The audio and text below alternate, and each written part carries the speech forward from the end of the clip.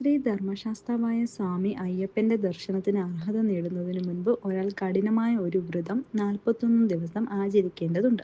ഈ കാലയളവിൽ വ്യക്തി കറുപ്പ് അല്ലെങ്കിൽ ഇരുണ്ട നീല നിറത്തിലുള്ള വസ്ത്രം ധരിക്കുകയും ഇരുമുടിക്കെട്ട് ചുമന്ന് 18 പടികൾ കയറി സ്വാമിയുടെ സന്നിധിയിലെത്തുകയും ചെയ്യണം.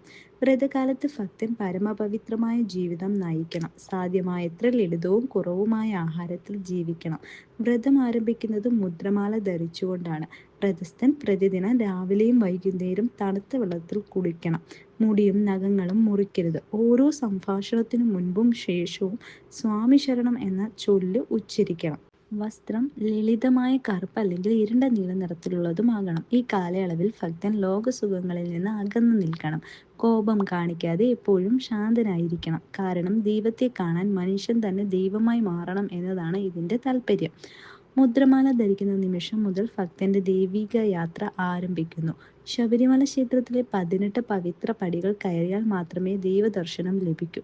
പടികൾ കയറുന്നതിന് മുമ്പ് ഭക്തനോട് തത്വമസി എന്ന് പറയുന്നു. അതായത് നീ തന്നെയാണ് ദൈവം.